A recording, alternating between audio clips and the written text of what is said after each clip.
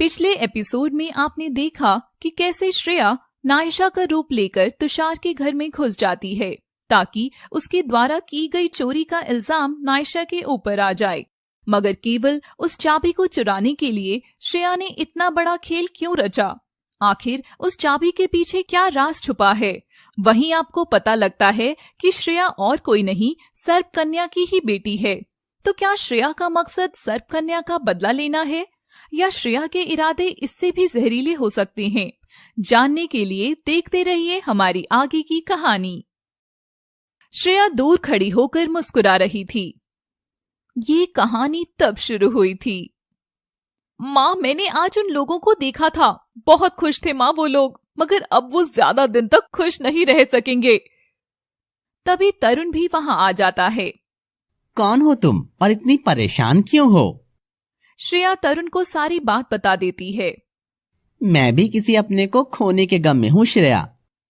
इसका मतलब है तुम्हारा और मेरा एक ही मकसद है, इस नाग नागिन की मौत। अगर हमें इनको खत्म करना है तो पहले इनके करीब जाना होगा। और श्रेया सही समय का इंतजार करती है और जंगल में लगे कैंप में जाकर नायशा से दोस्ती कर लेती है। सब मेरा ही प्लान था। नायशा तो ये भी नहीं जानती कि उस दिन जंगल में वो घायल गिलहरी भी मैंने ही जादू से वहां रखी थी ताकि वो तुषार से मिले और उसके बाद मैं मेरा इंतजार खत्म हुआ। अब मैं जल्दी ही नागिन के पूरे परिवार को निगल जाऊंगी। अगले दिन तुषार श्रेया के पास जाता है। श्रेया, मुझे तुम्हें कुछ बताना है। हाँ तुषार डार्लिंग, कहो ना, तुम क्या कहना चाहते हो? Shreya, I love you. Will you be mine forever? और तुषार श्रेया को फूल देते हुए उसके गालों को चूम लेता है। Oh my poor baby, love you too. Shreya Tushar को गले लगाती है। इतना क्यों डर रहे थे? अब मैं आ गई हूं ना तुम्हारा सारा डर भगाने के लिए। मैं बहुत खुश हूँ श्रेया, और अब मैं तुमसे शादी भी करना चाहता हूँ। चलो तुम्हें माँ बाबा से मिला देता हूँ। और श्रेया और तुषार नीलम के घर पहुंचते हैं।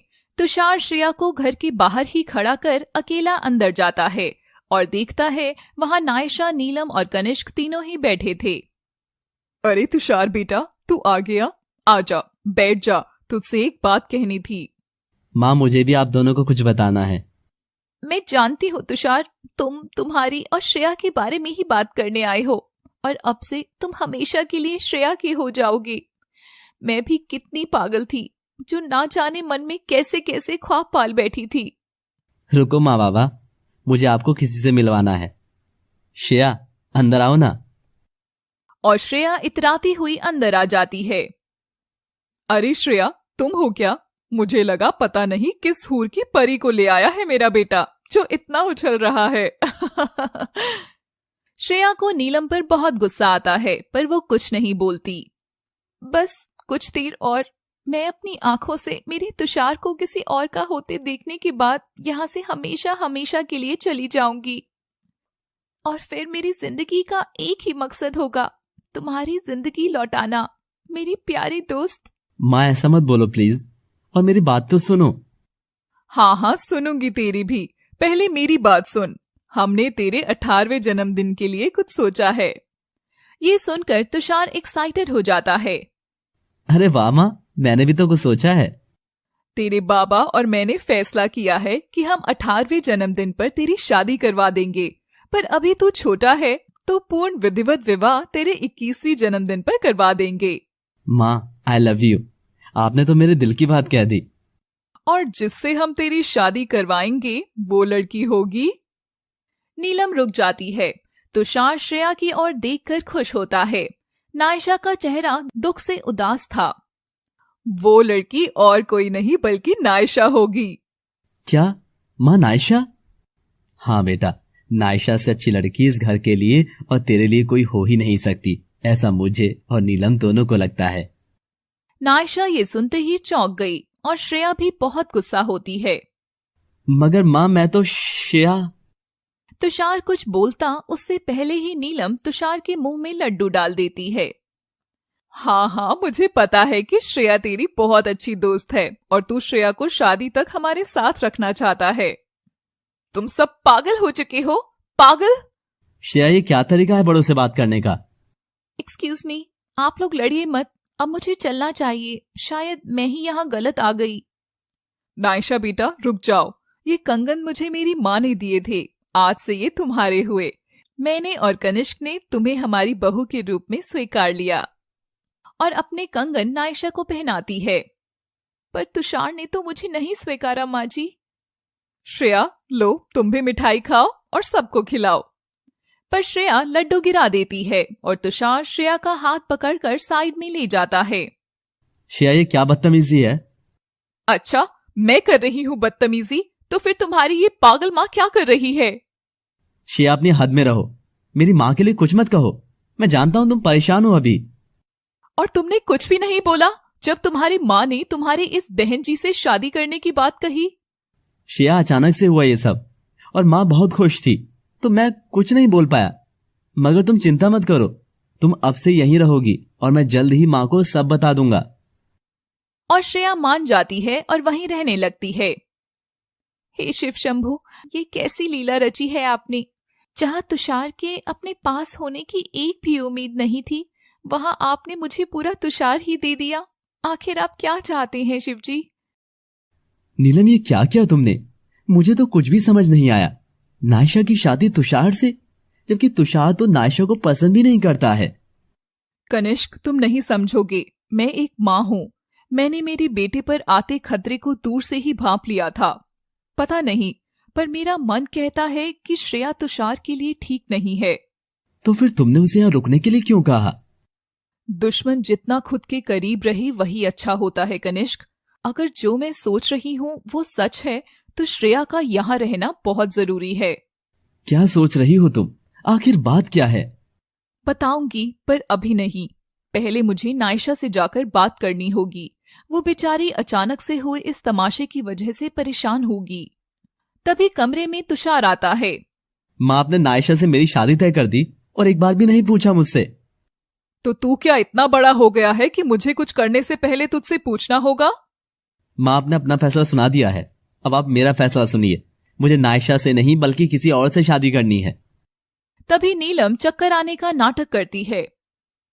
कनिष्क, लगता है मेरी तबीयत बिगड़ रही है। इस घर में किसी को मेरी नहीं पड़ी, सब अपनी मनमानी करते हैं।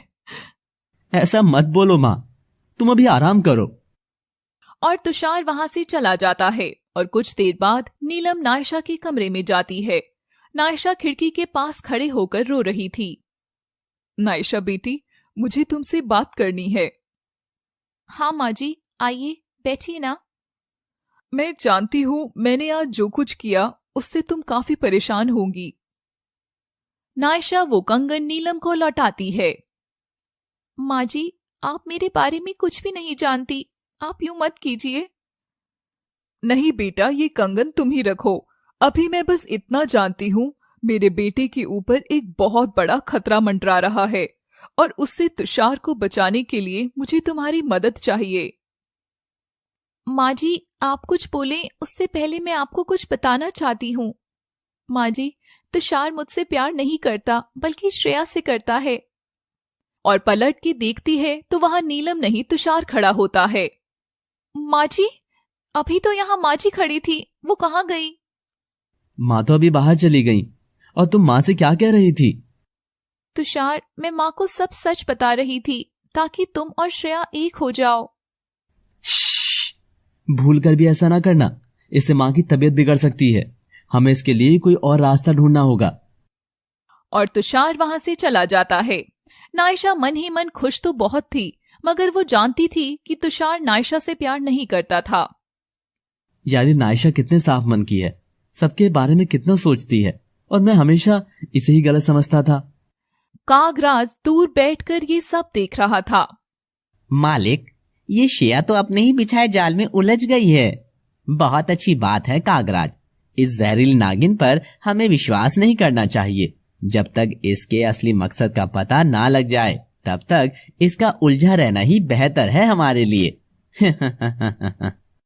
बाबा, मुझे लगता है कि धीरे धीरे त्रिशा को उसका सच पता चल रहा है और अब तो उसकी शक्तियां भी आ जाएंगी। अगर ऐसा हुआ और उसने मुझसे पूछा तो मैं क्या जवाब दूंगी? तुम फिक्र मत करो, त्रिशा को मेरे पास ले आओ।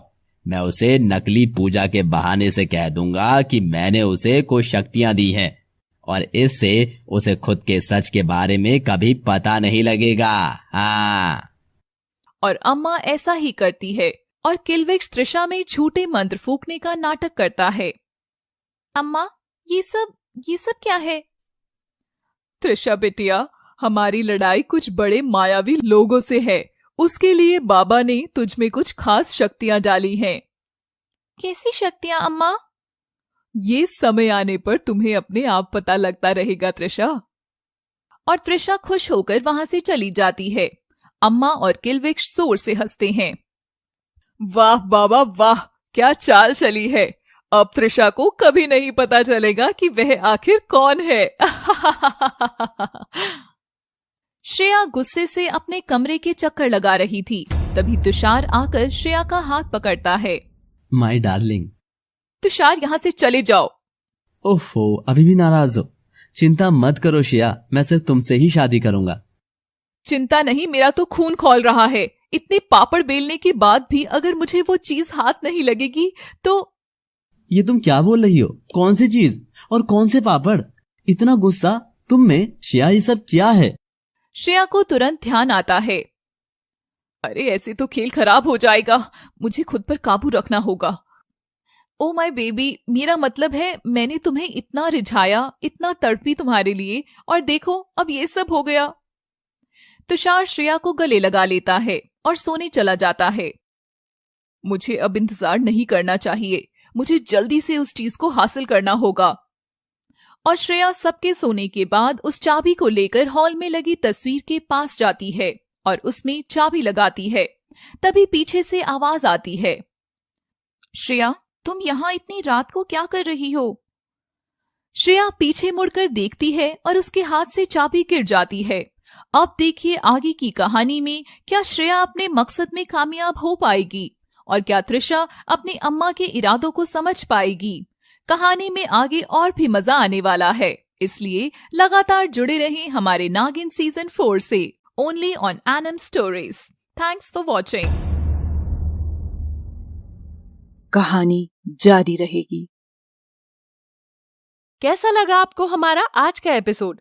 हमें लाइक और कमेंट के माध्यम से जरूर बताएं। आगे के एपिसोड देखने के लिए सब्सक्राइब करें हमारा चैनल एनएम स्टोरीज और हाँ, बेल आइकॉन जरूर दबाएं ताकि आपको आने वाले सारे एपिसोड्स का नोटिफिकेशन मिलता रहे। New episodes only NM stories पर।